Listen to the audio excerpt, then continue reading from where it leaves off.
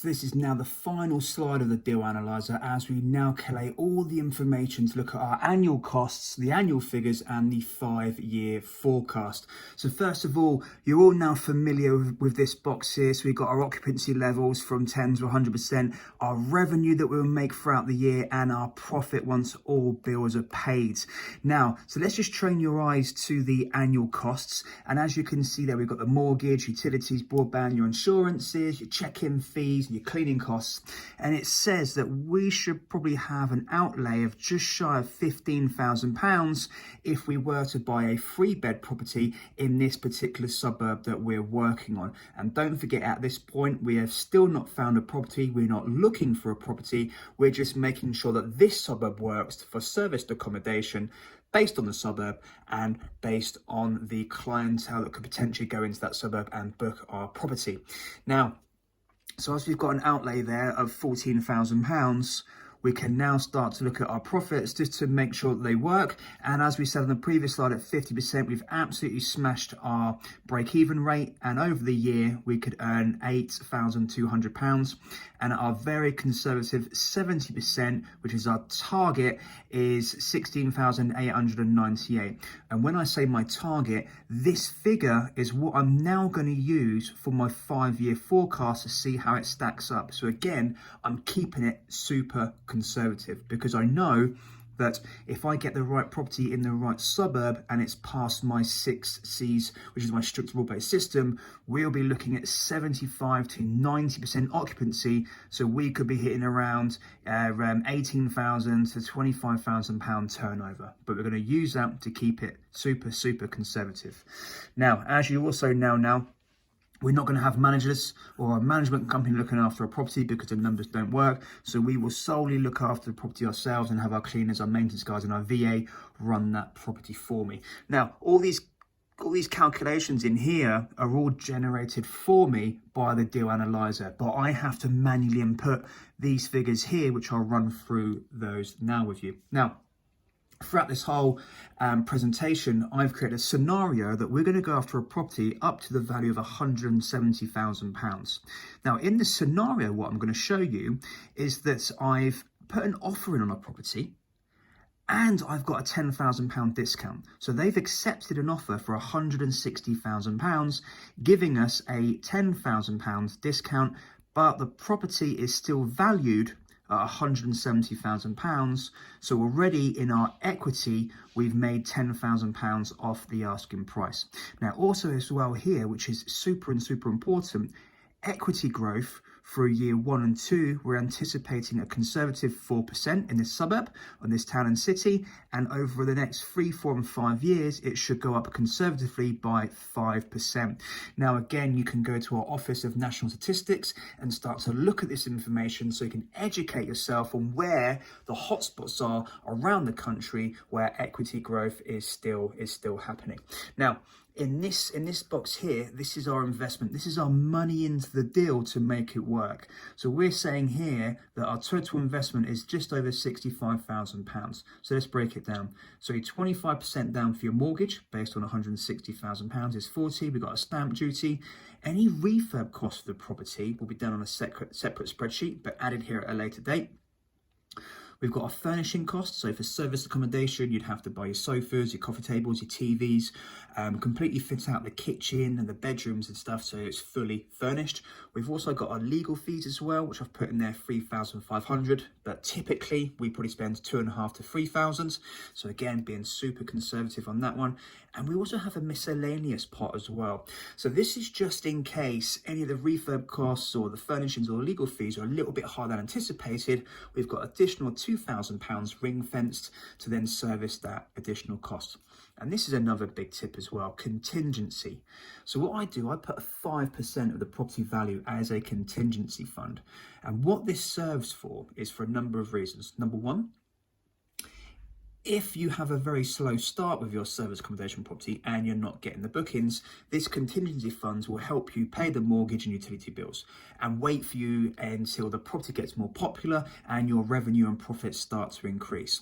Also as well, when you first open a service accommodation property, potentially something could happen. Maybe the boiler breaks down, or you have a large expense, or there's a problem with the roof. I've got that £8,000 in there to pay for those costs. So the other thing the contingency fund does, it allows me to not put any more money in the deal. So as a property investor, what you don't want to do is buy a property and in a few years' time having to put money into the deal. No, we want to make money out of the deal, not put money in. And that's why it's super important that I do my deal analyzers, and super important that we do the 6 C's strict rule-based system. Hence why we have the contingency fee, just in case, but I will put no more money in the deal. Anyway, next square. We also have investors. So investors come on board with us and put money to help us buy the properties and help fund those properties. Okay, so in here, investor A is giving us £15,000 in this scenario. They will get 7.5%, which is £1,125. So good return on investment for the investor, and they will get that annually. So now let's start to look at the 5-year projection. So we move into this box down here, and I'll talk you through it because there's a lot of numbers here. So the 5-year forecast, so our annual income based at 70% is 16,899. Very, very conservative figure based on 70% occupancy levels. If we roll that up over a 5-year period, we could turn over just shy of £85,000 at a very conservative rate. So we understand what that is now. Now, this is the other really important part, equity growth. So in the first year, the house value is £170,000. It's going to go up by 4%, which is £6,800. So now the property will be worth £176,000. In year 2, equity growth is 4%. So the property will go up by £7,300. Now the property is worth £183,000. So when we roll this up, the property would increase by equity by £44,242, which means the property will be worth £210,000. And if you don't believe me on this, again, go to our Office of National Statistics and look at property increases across the UK. So important that when we find the right properties and the right suburbs, that equity growth is super important for us to help us get our money out of the deal, help fund the property, help pay for our investor, and we can also use the equity growth to buy more property. So the compound effect. So in this green line here, what we're saying in the first year, I will earn £33,000 based on the annual income, the equity growth, and the £10,000 discount that I got when we purchased a property and had our offer accepted for £160,000. Add those sums up together, we earn £33,000. Now, we wouldn't actually earn that money because we haven't released the equity yet. So in year 2, income £33,000, equity growth £14,000. The discount that we got when we first purchased the property means that we will have just shy of £58,000 in the pot. We can then on year 2 refinance a property, get a new mortgage, and get that equity release for free, tax-free, into our bank account. Okay, so over a 5-year period, with our annual income, the cash flow, our equity growth, the discount, we would earn £138,000 from buying that property at £160,000. Absolutely crazy figures, and it will continue to remain crazy as property prices in the UK continue to rise, and it's not going to stop. Now, we want to now exit. We want to now get our investment money out of the property so we can use the compound effect and buy more property with our profits. So year 1, we've put in £65,000. Our client has earned £1,125, plus they put £15,000 to begin with in the deal. So if I left my money in the deal and didn't use any of the income, I can quite safely pay my investor back over a 12-month period, which is super, super important. You need to have an exit strategy, not just one exit strategy, but I would have 2 or 3 exit strategies so I can pay back my investor when they need the money. Now, hopefully what I go for is investors that want to invest long term. So realistically, I want an investor that will do at least 2 years, 24 months, because this is the reason why. Now, on year 2, when we refinance a property, I can take that equity release and pass it on to my investor along with the annual income we've received through the cash flow. So on year 2, I'd have actually earned just over £40,000, so I can pay back my investor of £15,000 plus their interest, which has been rolled up. So first year, 1,100. By year 2, they were done £2,250, so I can pay all that back. Now, on year 3, not only can I pay my investor, I can exit my money as well because I've earned enough money to pay me and the investor and their interest if they're still in the deal by year 3.